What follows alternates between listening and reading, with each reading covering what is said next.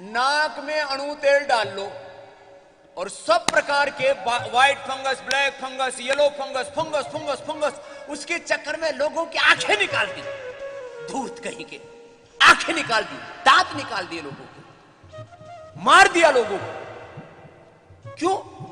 Fungus आ गई। अरे अणु तेल डाल लेता। और ये कैसे डालेंगे? ये तो आयुर्वेद का बना हुआ है। अरे आयुर्वेद का बना हुआ है तो आयुर्वेद से तेरा क्या बैर है?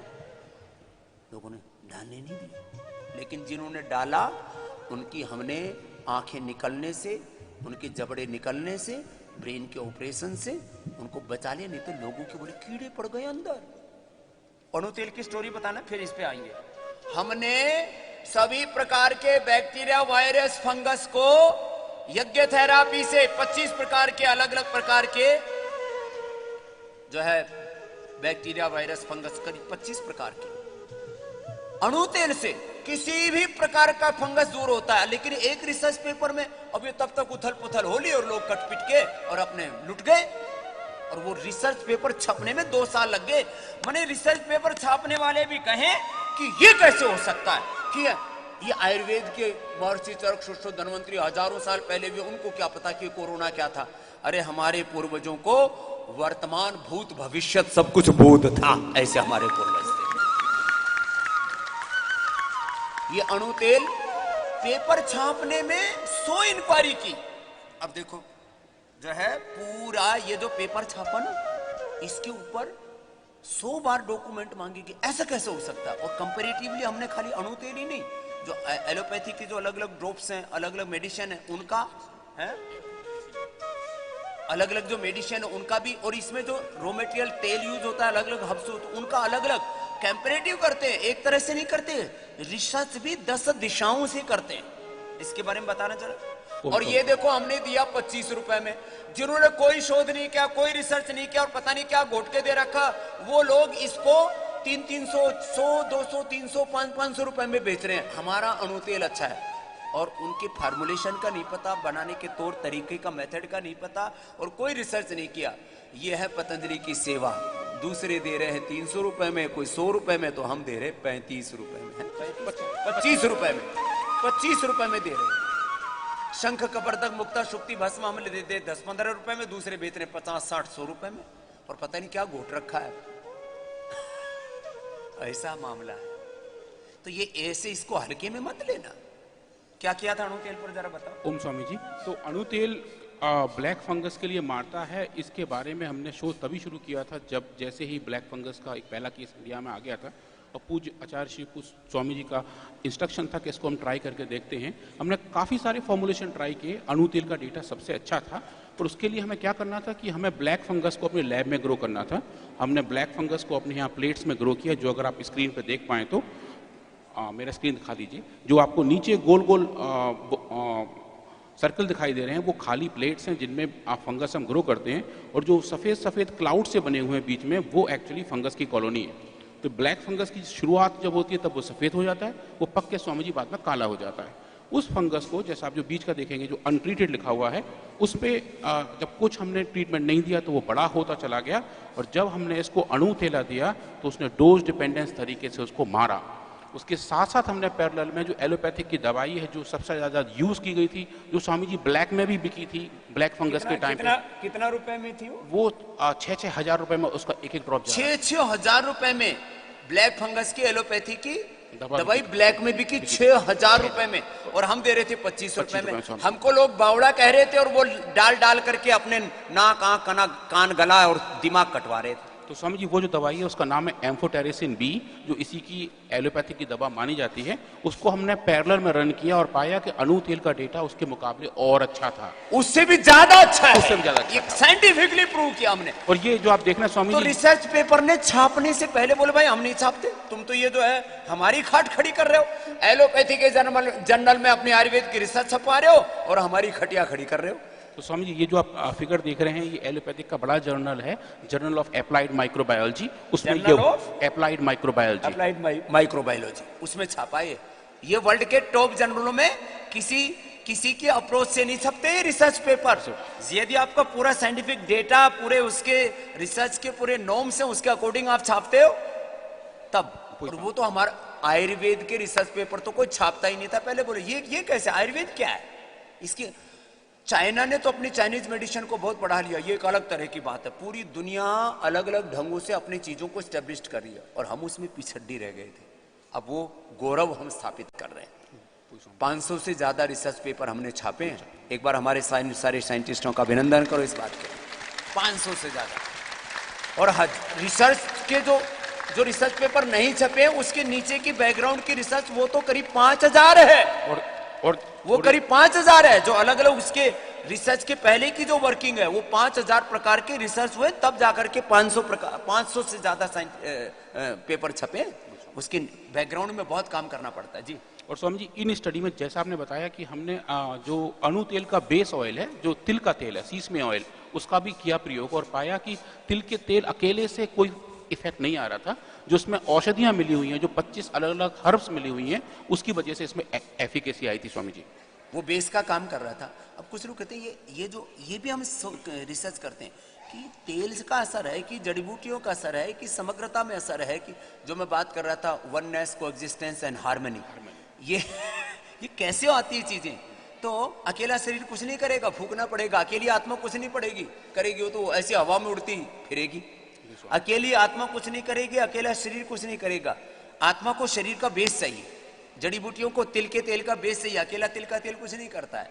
तो ये अलग अलग ये अणु तेल इसलिए, और इसका असर 24 घंटे में 24 घंटे हमने स्वामी जी फिर ऐसे वो भी तो स्टडी बताओ। तो एक बड़ी डीप स्टडी करते हैं, बहुत डीप स्टडी। इसमें स्वामी जी हमने क्या किया था कि एक ही फंगस सैंपल को ये एक बार डोज किया, 24 घंटे बाद दोबारा किया, 24 घंटे बाद फिर दोबारा किया, जैसा कि क्लिनिकल सेटिंग में करते। जैसे रोज नाक में रोज सुबह तेल डालना था, तो वो जो उसकी फ्रीक्वेंसी है वो 24 घंटे की थी। जब हमने ऐसा किया स्वामी जी तो इसके परिणाम और अच्छे आए। तो कम डोज पे ही ज्यादा एफिकेसी हो गई अगर हम उसे बार बार हर 24 घंटे पे उसको अप्लाई करते रहे। तो 24 घंटे में एक बार अणु तेल डाल लो और पूरी दुनिया में बेधड़क घूमो। इसलिए मैंने इसको कहा था कि ये है बीएसएफ। ये बीएसएफ बॉर्डर सिक्योरिटी फोर्स का काम करता है। ये बीएसएफ सीआरपीएफ का काम करता है। उसके बाद आपकी भीतर की मिलिट्री मजबूत कर देता है, भीतर की सेना। ये छोटी सी चीज है। अब ये नस्यम आपको जो कराते हैं ना अलग अलग तरह के, किसी को होम नस्य कराते हैं, किसी को मुलठी और गाय का घी से नस्य कराते हैं, किसी को सरसों तेल से, किसी को जो है अणु तेल से, किसी को बादाम रोगन से। अभी मैंने मस्तिष्क रोगों में ज्योतिषमती से कराना शुरू किया है। एक एक के ऊपर और रिसर्च करेंगे। ये तो अभी पहले किसी ने ये सोचा ही नहीं था कि जो हम कर रहे हैं और इससे फायदा हो रहा है, इसको हम ये रिसर्च भी कर सकते हैं।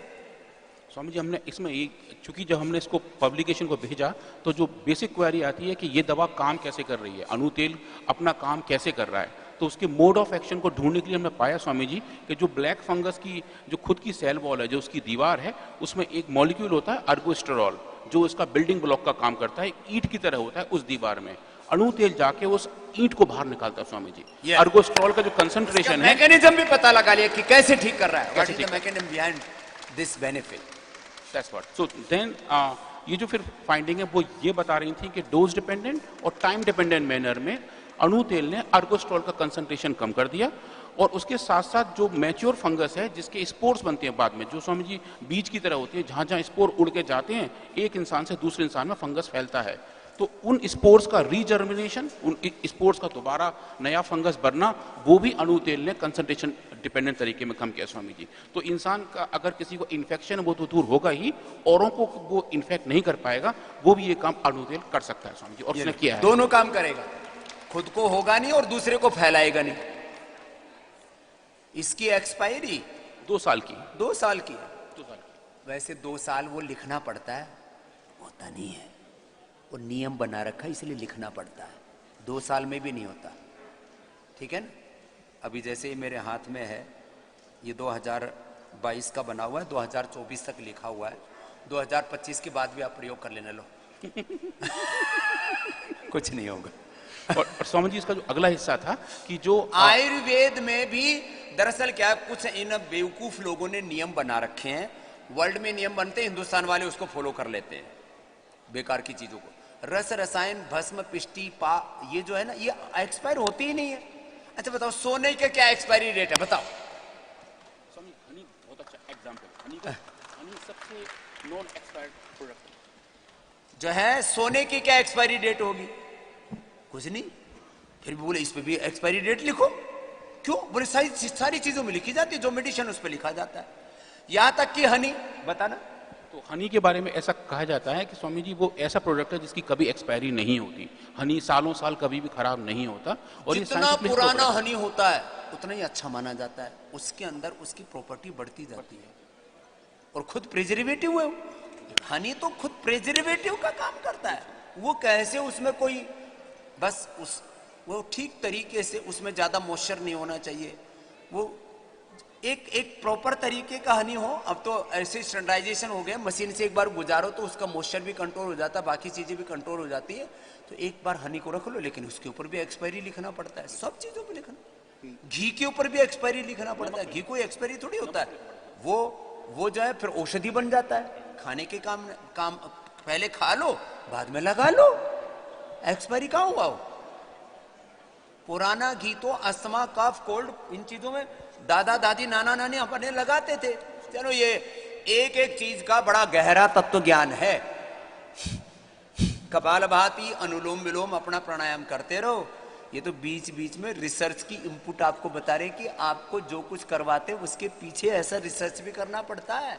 ऐसे नहीं कि जो आया मर्जी वही नाक में डाल दिया, ठोक दिया, ले ऊपर से ठोका, फिर कुछ सिर पे डाल दिया, कुछ शरीर पे डाल दिया, कुछ नीचे से बत्ती लगा दी। अभी एक बेटी है कृतिका, हर दिन एक दो बच्चे हमारे आते हैं जो डायबिटीज से नॉन डायबिटिक हो जाते हैं, टाइप 1 डायबिटीज। राजेंद्र पाठक जी इधर आओ, आप नीचे जाओ बेटा। राजेंद्र पाठक जी का और डॉक्टर समीक्षा और राधिका का एक बार बहुत बहुत अभिनंदन है। एक बार जोरदार तालियां इनके लिए।